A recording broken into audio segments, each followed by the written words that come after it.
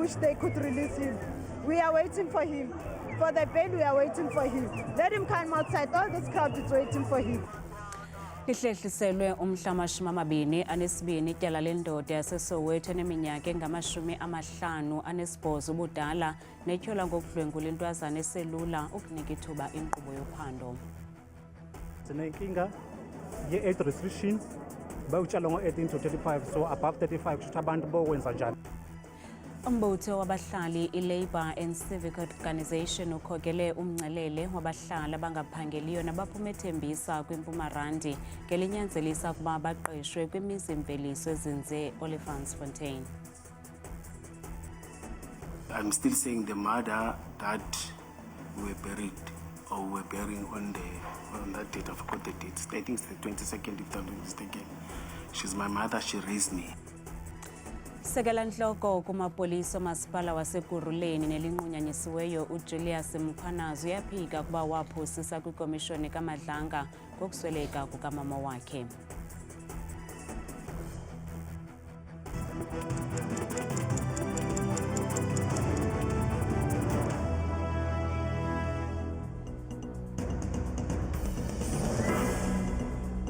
Sinibulise emakhaya ukanti Ndambi Ndodwa Ndaba noPhumza Sikhumba noyitoliki yolwimi lwesandla. Ivele kwinkundla kamantyi yaseRoodeport eGauteng indoda eneminyaka engama-58 nejongene nezityholo zokudlwengula intombazana eneminyaka eli-13 ubudala esehlo sivuse umnyele kwilokishi yaseDobsonville eSoweto kwaye abahlali bale ngingqi baye bangungelana ngobuninzi ngaphandle kwamasango ale nkundla namhlanje ngelokuxhasa ixhoba. Ibizele ime ngembambo inkundla kamantyi yaseRoodeport ngethuba indoda eneminyaka engama-50 ivela kuyo nejongene netyala lokudlwengula umntana oyintombazana noneminyaka eli-13. Abahlali bebephume ngobuninzi bezokuxhasa ixhoba. Yes, indeed, the suspect made his second appearance today, and the case has been postponed until the 22nd of April for further investigations. So we as the police, we do believe that we have a strong case against the suspect, and we have our team of FCSs. We know that when a case involves a minor and when it's a rape, it's not only investigated by general detectives, but it will be investigated by our family violence child protection services. And we do have our FCS, which is the dedicated officers who are experienced and skilled and trained to deal with such cases, because this is not just a usual case. So we do have trained officers, that the team that is working on this case, and we are confident that we have a tight case against the suspect. Abahlali bamemelela ubulungisa. The accused and the victim are neighbors. The accused is a prominent member of the community, also a deacon in the church. So in that area there is no electricity. The accused had the means. So normally neighbors would come there, especially the kids, they would come and use his Wi-Fi, and some of the members would come and ask to cook there. Remember that he had a functional fridge, so would keep even food for them within his refrigerator. So yeah, that's how they knew each other. Iqela lemibutho yezopolitiko kunye namalungu oluntu amemelela ukuba urhulumente aqinise inzame zokuqubisana nobundlobongela obusekelwe kwisini. It's very disturbing, my sister, and as women in South Africa, we've got nowhere to go. Our government has showed us good, they failed us time and time and again. The current government has got no strategies. They've got nothing. They don't know how to bring solutions to this country. We so wish they could release him. We are waiting for him. For the bail, we are waiting for him. Let him come outside. All this crowd is waiting for him. We are actually shocked by what happened, but it goes to show that some of us are harboring very evil intentions, but putting the front and the face of good people within our communities. And I guess that's one reason again that makes such cruel people to live amongst us and start planning these evil acts of theirs. Elityala liza kuphinda lihlale kwakhona kule veki izayo ngoLwesithathu.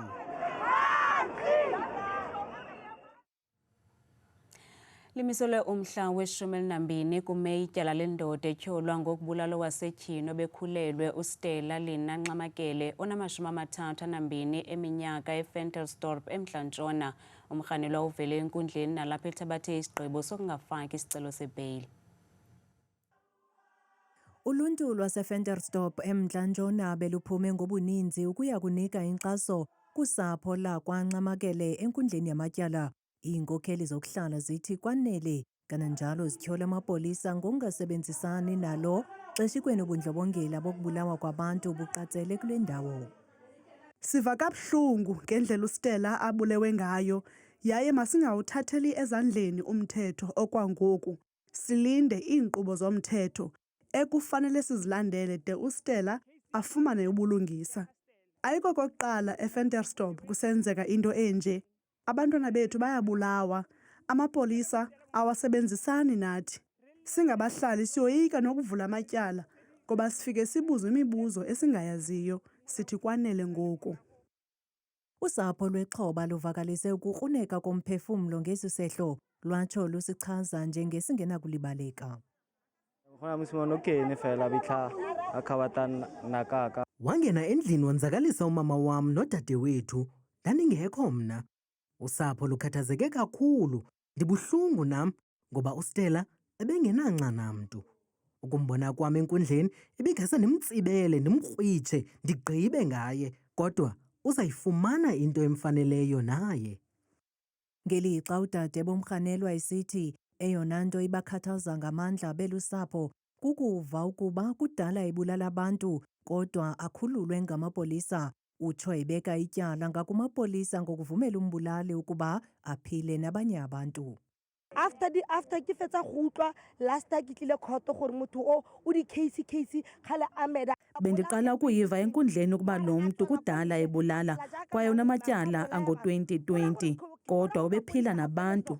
Amapolisa aphanzile ukusikhusela. Ndiyafana nomntakwabo Stella. Xa ndingambona ebhubhile ndingaxola. Umrhanelwa ke ubekwe ityala lokubulala elokuhlasela umama nodade bexhoba ngokubahlaba, ukanti uza kuqhubeka iqamela ngengalo esiseleni de abuyele enkundleni kwakhona. Kudityileyo kwabulawa abanye abantu abathathu kwesinye isiganeko sodubulo sakutshanje eGugulethu eKapa. Amadoda amabini nowasetyhini omnye badutyulelwa ngcolungele phezolo. Susamabandla eluhlaselwa ayikaziwa ngokwangoku kwaye akabikho umntu ubanjiweyo ngokwayamene nesi siganeko. Ngokwengxelo yombutho ojongene nokhuseleko loluntu iFACTSA, ziziganeko zodubulo ezingama-61 ezithe zabhengezwa kwesi sixeko kwaye ngabantu abali-15 ababuleweyo. Lwaphulo-mthetho lunobundlobongela luthe gqolo luqhubeka kweli phondo nangona kutyalwe amajoni kwiindawo ezinolwaphulo-mthetho luqatseleyo. Malungu ombutho i-EFF aza kubamba umlaliso ngokuhlwanje nanjengoko ngomso inkundla iza kuwisa isigwebo ngakwinkokheli yalo mbutho uMnumzana Julius Malema neyamfumanisa enetyala kwisiganeko sodubulo lwasesidlangalaleni ngethuba lombhiyozo walo mbutho kwibali sisadukashe ngo-2018, kanti intatheli yethu uLiema Vumisa ulandele libali ekugompo eMpuma Koloni. Liema, khawusobela umfanekiso ngqondweni ngoqhubekayo apho ukhoyo.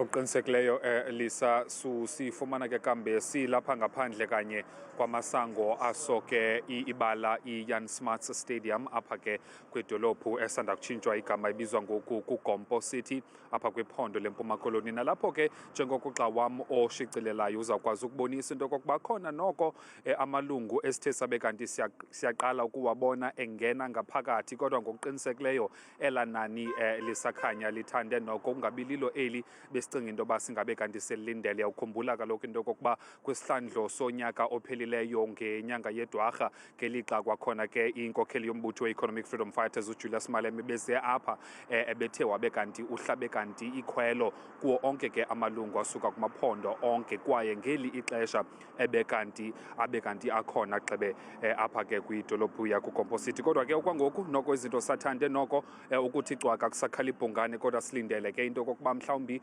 kwiiyure eziliqela kusukela ngoku ukubheka phambili baza kusondela baze nganeno apha ke kwibala iJan Smuts Stadium. Bathi ke baze ukuzoxhasa inkokheli yombutho wabo i-Economic Freedom Fighters leader nguye ke uJulius Sello Malema lowo. Nalapho ke kulindeleke into kokuba kusuku lwangomso umhla we-15 nomhla we-16 uzobe ke evela kwinkundla kaMantyi yalapha ke kwidolophu yakuGompo, nalapho ezobe ke elindele ukuwiswa kwesigwebo kwelatyala ke linento nokwenza nomkhono wekati. Awuthiwa bekanti uyagwetywa okanye ufunyanwa enetyala ngakuwo.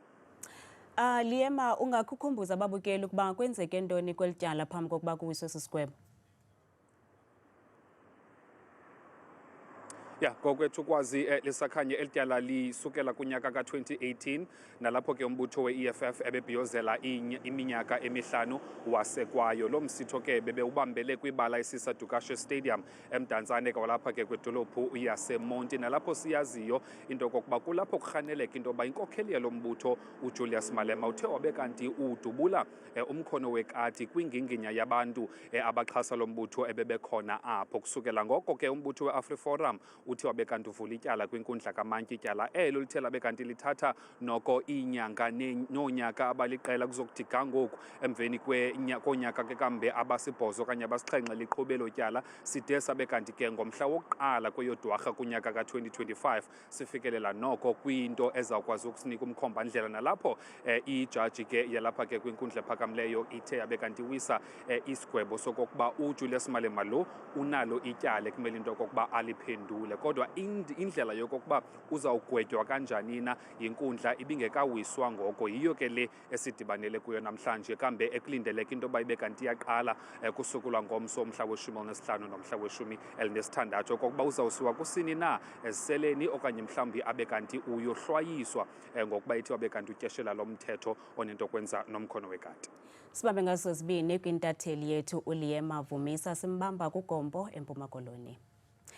Mbutho abahlali Labour and Civic Organisation ukhokele umngcelele wabahlali abangaphangeliyo nabaphuma ethembisa kwiMpumalanga ngelokunyanzelisa ukuba baqeshwe kwimizi-mveliso ezinze Olifantsfontein. Omnye weenkokheli zalo mbutho uthi ngabantu abali-15 abaza kuqeshwa kwezinye zezinkampani, kwaye uthi injongo zabo kukuba kuqeshwe abantu abangaphaya kwama200 kweli phulo lalo mbutho. Abahlali basethembisa eRhawutini bavuke ngenjixukuxa namhlanje besingise kwimizi-mveliso ekufuphi nale lokishi nalapho bafuna ingqesho. Aba bahlali babanga ngelithi imisebenzi kwezi nkampani inikwa abemi bangaphandle abangenazo neempepha-vumbe zokuba kweli loMzantsi Afrika. Bakwatyhola norhulumente oselulawulweni ngengxaki yentswela-ngqesho. Ukanti ulutsha lwasethembisa luthi ingxaki yongabi namisebenzi kudala iqhubeka kwaye nangona befundile bayasokola. I am here to look for a job. Impilo yasestradini nempilo yokuhlala endlini, it's not okay. Sihleli ngezandla, sihleli, we are skilled with those certificates, but then ayikho into esiyitholayo. Those same companies abazifaki. Sinenkinga ye-age restriction bawutshala ngo-18 to 35, so above 35 kusho abantu bokwenza njani, bogcina bahlale benza, but abantu bokufika bayakwazi ukufika bathathe imisebenzi esinaso. Ziningi inkinga. Sicabanga ukuthi lokhu kuyokuthumela umyalezo omkhulu ku-government wethu, sikwazi ukuvulela amathuba emisebenzi wonke umuntu okhona eSouth Africa ohleli ongenzi lutho. So indaba yeminyaka iyasishaya nayo. Abanye babahlali bakwabanga ngelithi imisebenzi ithathwa ngabemi bangaphandle. One of my politicians, you'll never see them estradini ngale ndlela leyo. That better life that have been promised since 1994 ayifiki. So the best thing that the African child can do is to vote out the African National Congress. Bangena ngendlela engekho right la emafemini, and then bafike bona basebenze because bevumela imali encinci ukuthi basebenzele imali encinci. So thina bala eMzantsi Afrika bayasibulalisa ngoba thina imisebenzi siyasingene kuyo abelungu abafuna ukusibhatala because of abantu obrother bethu bangaphandle la eAfrika. So you know that the African people, we don't like them. Siyabathanda kodwa indlela abasiqhoba ngayo asithandi. Iinkokheli zalo mbutho wasekuhlaleni zithi zineenjongo zokuba ekugqibeleni kuqeshwe abantu abangaphaya kwama200 zezinkampani. Advocate Mahlapi Silo khokele ubungqina namhlanje kwikomishoni kaJaji Madlangu uxelele uGeneral Julius Mkhwanazi lisekela ntloko lamapolisa kamasipala eKurhuleni onqunyanyisiweyo ukuba walahlekisa ikomishoni ngokuthi uswelekelwe ngumama omzalayo yaye oko wakwenza ngenjongo zokuphepha ukuqhubeka nobungqina bakhe. Uthi akazange acacise ngolunye uhlobo lokuba sisalamane njengomzala okanye umntu ongamzaliyo kodwa ambiza mama uqhube ngelithi nkqu negqwetha lakhe lalisazi kanye loo nto ukuba uswelekelwe ngumama omzalayo. Kodwa emva kwexesha ikomishoni yafumanisa ukuba lo mama oswelekileyo ushiye Mkhwanazi ngeminyaka nje 10. Mr. Mkhwanazi, during consultation, was at pains to convince us the person who had passed away was his mother, his birth mother. It was not a cousin, it was not a relative, it was not a stepmother. When I made my application for a postponement, I indicated that it was a close member of the family and therefore understand why he could potentially require this extension. His attorney seemingly was also of the opinion, of the view that this was his mother, because when he addressed the commissioners, he indicated this was his mother. After the postponement was granted and a few days later, in the normal course of collation of documents, these documents were then prepared for filing, and that's when we realized that this person happens to be 10 years older than Mr. Mkhwanazi, and that raised the issue about whether or not Mr. Mkhwanazi lied to the commission, misled this commission in an attempt to avoid appearing before the commission. And we concluded that he potentially may have done so, but we needed to make our own investigations. If one has regard to the term mother, it could refer to almost anybody. It is upon receipt of the documents from the Home Affairs that we concluded that he knew that the lady who had passed away is not his mother. He misrepresented that fact to the commission, and he obtained his extension. It was compounded by the fact that then Home Affairs gives us his birth certificate, which actually shows who his parents are. And he continues in that vein, because today, sitting here, he says the very people identified in his birth certificate as his parents are actually his grandparents. So, mine is to put to Mr. Mkhwanazi that he lied to the commission to avoid appearing before the commission. And this is the basis on which I say I draw that conclusion. Advocate Silo phakamise ukuba ukungaveli kukaMkhwanazi kubonisa indelelo ngelithi zizathu ezabekwayo phambi kwekomishoni zokumiswa kobungqina bakhe zazingenabunyani. My submissions to the commission is that you must be held in contempt for lying, deliberately lying to the commission when you knew that the facts you were relying upon to obtain your postponement were false. That is my submission to the commission, and this is your opportunity to address the commissioners as to why you should not be held in contempt.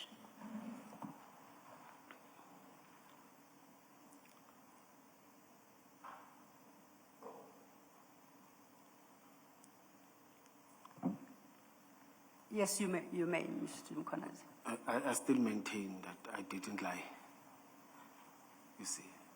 And the program says so, and I've explained it, and I'm still going to explain it. And the Commissioner Khumalo just summarized it for me.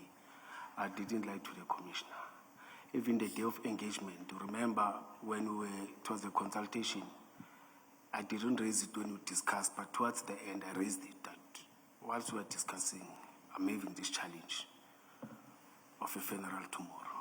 You see, if I wanted to hide, I was not even going to come to for consultation. Remember, the consultation was on Friday.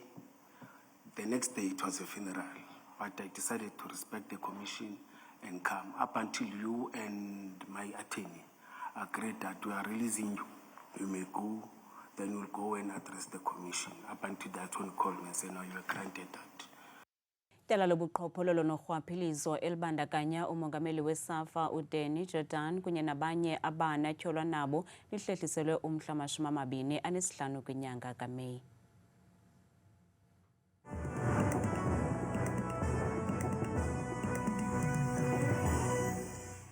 Inkosi kakhulu ke Qwathikazi noNcuthu ezindabeni ndiyakubulisa mbukeli wami ekhaya ndikwamkele ke kudesika yeMozulu mina ke bethuna ngegama ndikuthabile ke ndiyinzwakazi yasebathenjini ngokubanzi ke yenjenje iMozulu siyivule ke emzontsundu apha ekhaya ngokuphawula kaloku ke iziganeko zethu ngomfanekiso wokuqala sijonge kaloku imvula ke nemimoya nje phantse wonke uMzantsi Afrika nawo apha ekhaya uyawuphawula kanoboma noko kumandundu kakhulu kumntla mpuma welo Mzantsi impela futhi ke kumntla mpuma pha kombombela futhi amaqondo wabaphantsi ngo-18 degrees babuye ke ngomseva kwedinala baluva lesele besokusuku noko kusasibekele kakhulu ngo-28 degrees bethu nekhaya masijongeni kwakhona ke lo maqondo wethu kaloku aphantsi ke naphezulu sivule iphondo lokuqala neliphaya lonephondweni ke lasempuma koloni kwindawo ezininzi ke emzontsundu eziphanda uphakama kakhulu lapho naphaya komalitswaye Jamestown ekomani futhi kuyafefa ekuseni kanye nendudumo sibekwe kanobomi phaya mpela futhi ngexesha lasekuseni xa bevuka futhi ngenxa yakhe kaloku la 10 degrees naphaya eMthatha kusabanda ngomso ngeshumi nje likhatshwa sisihlanu kanti ke futhi baphila kanje ephondweni lase-Free State mpela mbukeli wami ke kumantla kakhulu kwelaphondo gqaba ngamafu mpela phaya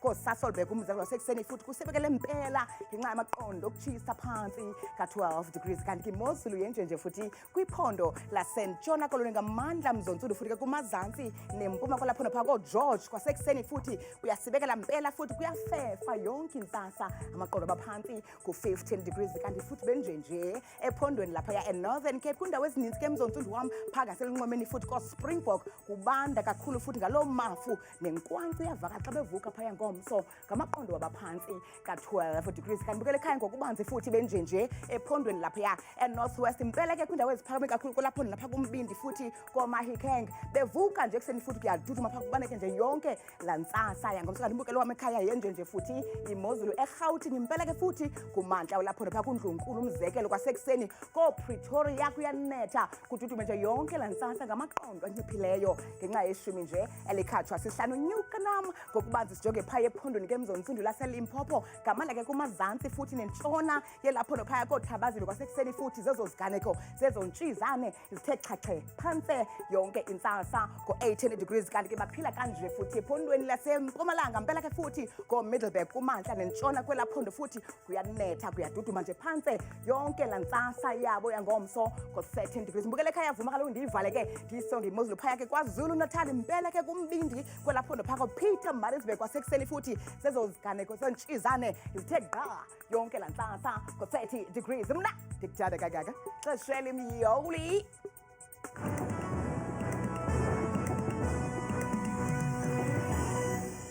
kamnandi mawethu.